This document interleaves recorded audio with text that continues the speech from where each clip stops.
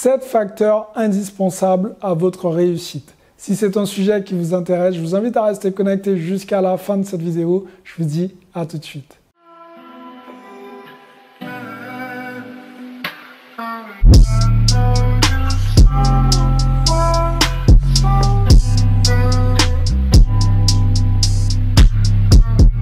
Salut à tous, je suis Xavier Prétérit, je suis l'auteur de 2 livres à succès, le livre KV Parking et le livre Devenir libre financièrement grâce aux immeubles de rapport.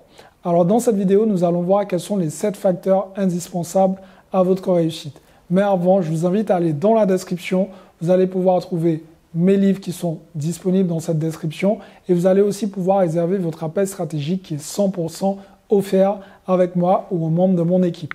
Maintenant, c'est parti. Nous allons attaquer le facteur numéro 1.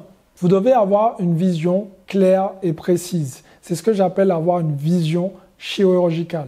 Pourquoi? Parce que aujourd'hui, en fait, si vous n'avez pas de vision, c'est comme prendre un taxi et de demander au taxi de rouler. Il vous demande où vous allez et vous lui dites bah, j'y vais. Alors, ça n'a pas de sens. Ben, la vision, c'est pareil. Elle doit être claire, elle doit être précise. Vous devez savoir exactement ce que vous souhaitez réaliser, où vous souhaitez aller et comment vous allez le faire. Ça aussi, c'est important. Donc, vous devez choisir aussi par la même occasion le véhicule qui va vous aider à atteindre votre vision.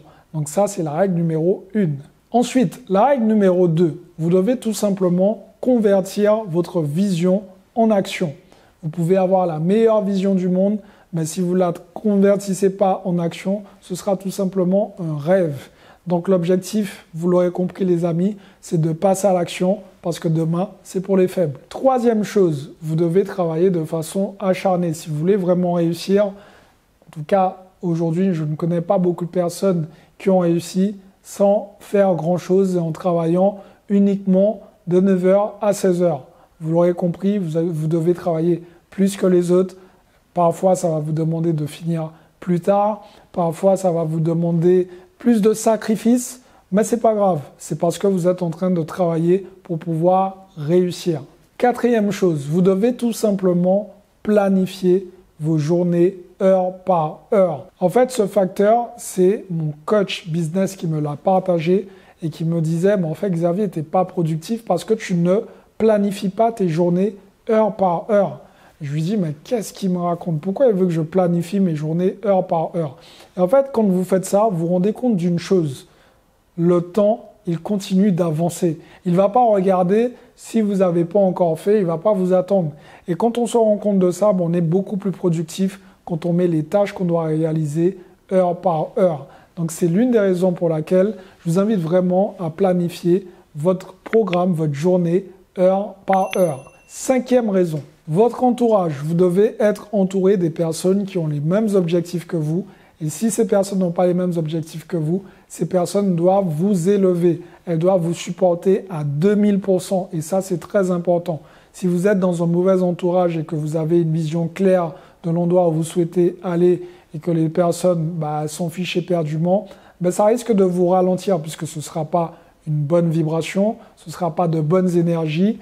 Et vous, ça va vous démotiver. Quand vous aurez envie de bosser, ils vont vous dire non, ça ne sert à rien, vas-y, viens, on va prendre un verre, on va déconner un petit peu, tu as bien travaillé ce matin, allez, on passe à autre chose.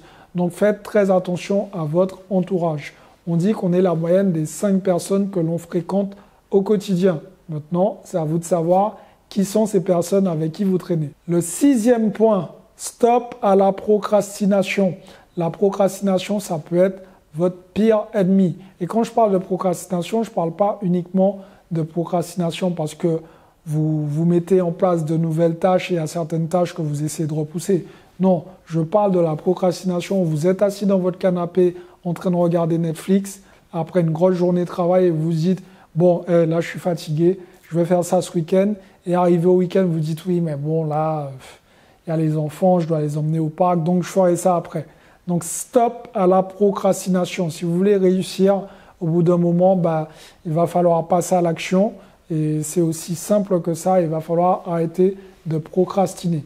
Maintenant, nous allons attaquer le 7e et dernier point. Ce sont les excuses. Stop aux excuses. Trop de gens dans la communauté, encore aujourd'hui, quand j'échange avec vous, vous me dites « Ouais, mais Xavier, je peux pas faire ça parce que j'ai dû récupérer les enfants à l'école, du coup, je peux pas chercher de biens.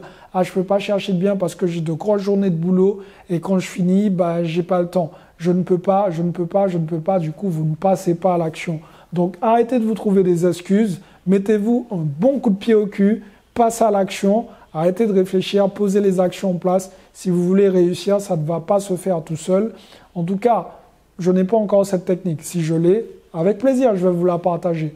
Mais sachez une chose, tous ceux qui ont réussi, ils travaillent plus que la moyenne et surtout, ils ne se cherchent pas d'excuses. Si vous vous trouvez des excuses, ben, je vous annonce que vous allez officiellement faire en sorte de ne pas réussir. Donc voilà les amis, j'espère que cette vidéo vous a plu. Dites-moi dans les commentaires, est-ce que vous avez d'autres petites astuces pour enclencher le système réussite? Si c'est le cas, je serai ravi d'échanger avec vous dans les commentaires. Dites-moi tout ça dans les commentaires. Et pour les autres, comme d'habitude les amis, il est temps pour vous de passer à l'action puisque les autres le font. Ça y est, les autres, ils sont à l'action, hein. On le voit sur le marché immobilier, il y a de plus en plus d'investisseurs et le marché commence à se bouger dans le bon sens du terme. Donc maintenant, si vous ne vous bougez pas, je ne pourrai pas le faire pour vous. Donc passez à l'action parce que demain, c'est pour les faibles. Ciao tout le monde.